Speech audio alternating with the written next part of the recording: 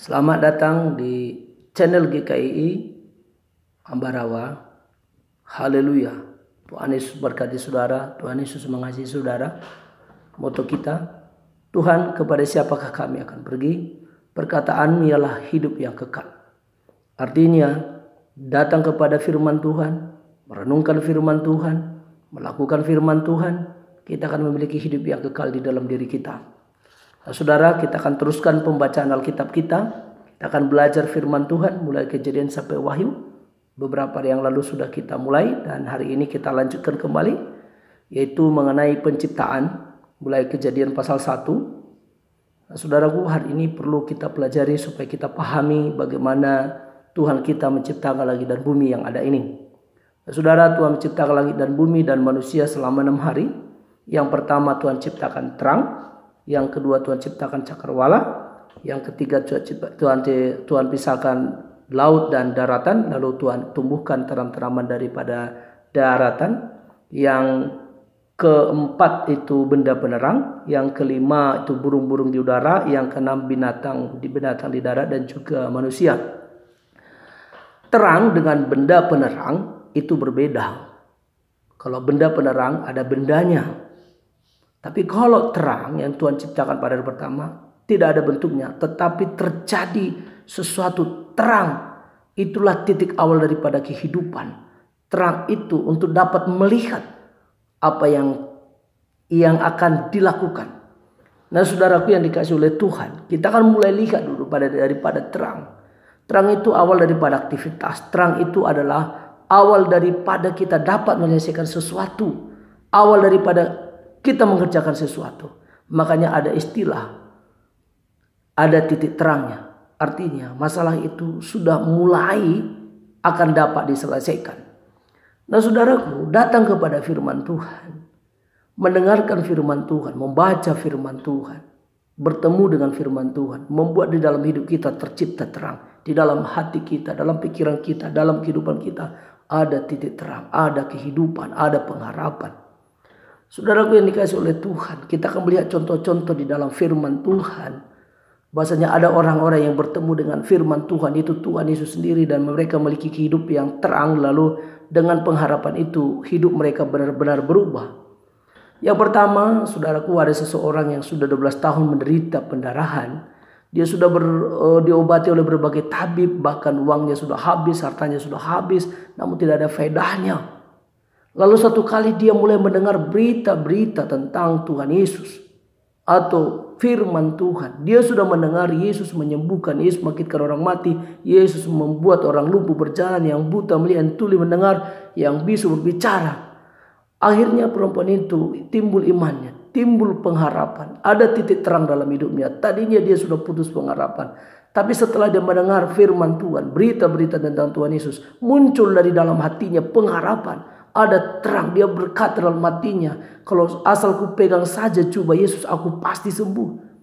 Ketika dia mendengarkan itu, membangkitkan semangatnya, membangkitkan imannya. Lalu dia datang, dia jumpai Tuhan Yesus, dia dekati kerumunan itu. Lalu benar-benar ketika dia pegang jubah Yesus, lalu dia sembuh. Nah, saudaraku yang dikasih oleh Tuhan, ada lagi seorang perempuan yang sangat berdosa. Sangat berdosa. Lalu ketika dia dengar ada Tuhan Yesus di dalam satu rumah, lalu dia mendekati. Ini masa-masanya Yesus sudah mau mendekati, disalibkan. Lalu ketika dia mendengar Yesus mengampuni banyak orang berdosa, dia ke rumah pengungut cukai. Lalu perempuan ini punya pengharapan. Ada titik terang dalam hidupnya. Lalu dia berpikir, kalau saya bertemu dengan Tuhan Yesus, hidup saya pasti berubah. Nasib saya berubah, pekerjaan saya berubah. Lalu dia datang, dia dekati Tuhan Yesus. Lalu dia pecahkan leher daripada botol buli-buli, tempat minyak yang sangat mahal itu. Ya, saudaraku, di tempat itulah penghasilannya selama 1 tahun dia simpan. Lalu ketika ketemu dengan Tuhan Yesus, dia mulai tumpahkan semua, dia mulai buang semua, dia mulai serahkan semua kepada Tuhan. Lalu dia berpikir, semua aku serahkan kepada Tuhan dan aku akan memiliki suatu hidup yang baru. Lalu dia meminjaki kepala Tuhan Yesus. Lalu dengan pengharapan dia akan hidupnya berubah. Lalu Tuhan Yesus berkata, perempuan ini dosamu sudah diampuni. Apa yang dilakukannya akan diingat setiap pemberitaan Injil disampaikan. Kenapa Tuhan Yesus berkata seperti itu? Karena perempuan itu mengambil kesempatan yang terakhir. Karena setelah itu Yesus akan disalibkan. Itu kesempatan dia untuk bertemu Tuhan Yesus.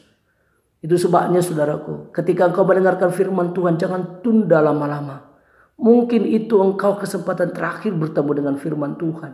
Saatnya engkau datang kepada Tuhan berkata, aku akan berubah. Hidupku akan diberkati, hidupku akan pulih. Itu sebabnya engkau datanglah kepada Tuhan. Dan yang ketiga, saya beritahukan contoh kepada saudara, seseorang yang mendengar firman Tuhan, perkataan-perkataan Tuhan, berita-berita tentang Tuhan Yesus. Dia itu Bartolomeus, seorang yang buta. Saudaraku, apa yang bisa diperbuat seorang yang buta? Pekerjaannya setiap hari hanya mengemis di pinggir jalan. Namun ketika dia mendengar ada seorang pribadi yang bernama Yesus, lalu dia mungkin mendengar dari orang, Yesus membangkitkan orang mati, Yesus menghidupkan, Yesus menyembuhkan orang kusta, bisa takhir orang lumpuh berjalan, yang tuli mendengar, bisa bicara, setan-setan yang diusirkan. Lalu Bartolomeus ini punya pengharapan dalam hatinya. Lalu benar saudaraku, Yesus ketika lewat dari depan rumahnya, saudaraku, ada kerumunan yang besar. Lalu Bartolomeus ini mulai bertanya, siapa itu?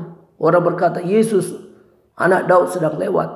Lalu Bartolomeus pun bangkit imannya. Ini saatnya saya bertemu firman Tuhan. Ini saatnya saya bertemu dengan Tuhan Yesus. Ini saatnya hidup saya berubah. Lalu dia mulai berteriak, Yesus anak Daud, kasihanilah aku.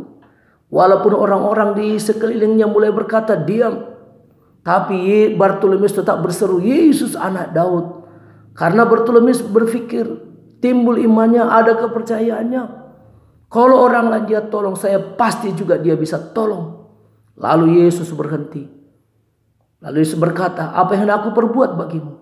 Bartolomeus berkata, Rabuni, aku mau melihat. Lalu Yesus berkata, jadilah padamu seturut dengan iman. Melihatlah. Lalu Bartolomeus pun dapat melihat. Terjadi mujizat, saudaraku. Setiap kali kita mendengar firman Tuhan, membaca firman Tuhan, memperkatakan firman Tuhan, mengagahkan, mengekokan, menggemakan firman Tuhan, kita bertemu dengan firman Tuhan. Ada pengharapan, muncul terang dalam hidup kita. Kita dapat melihat masa depan kita cerah. Kita dapat melihat penyakit kita sembuh. Kita dapat melihat permasalahan kita dapat tertolong. Kita dapat melihat ada kehidupan. Kita akan terbebas dari penyakit. Kita akan terbebas dari pergumulan yang begitu membuat kita tertekan. Apalagi saat-saat seperti ini. Datanglah kepada firman Tuhan. Renungkanlah firman Tuhan. Maka kau akan hidup. Saya mau berdoa kepada Bapak Ibu Saudara yang mendengarkan program ini. Jikalau ada di antara saudara yang sakit, aku mau berdoa kepadamu di dalam nama Yesus. Bertemulah dengan firman Tuhan dan kau sembuh dalam nama Yesus. Kalau ada para pendengar kami pada saat ini itu mengalami pergumulan, mari Tuhan tolong dalam nama Yesus. Dalam nama Tuhan Yesus. Aku berdoa kepada setiap pendengar kami. Dalam nama Yesus, dimanapun kau berada, datanglah kepada firman Tuhan dan kau akan disembuhkan. Kuasa Tuhan dahulu, sekarang, dan selamanya tidak pernah berubah. Kalau dahulu dia menolong, hari ini juga, besok juga, dia akan menolong dan juga dia akan menyembuhkan saudara. Di dalam nama Tuhan Yesus. Bertemu dengan firman Tuhan. Bertemu dengan Tuhan Yesus sendiri. Maka ada terang tercipta dalam hidupmu. Dengan terang itu, engkau memulai sesuatu yang baru. Yang lama sudah berlalu, sesungguhnya yang baru sudah datang. Haleluya. Tuhan Yesus memberkati. Sampai bertemu besok hari dalam channel kita GKI Ambarawa. Jangan lupa like dan subscribe channel kita. Haleluya. Tuhan Yesus memberkati. Amin.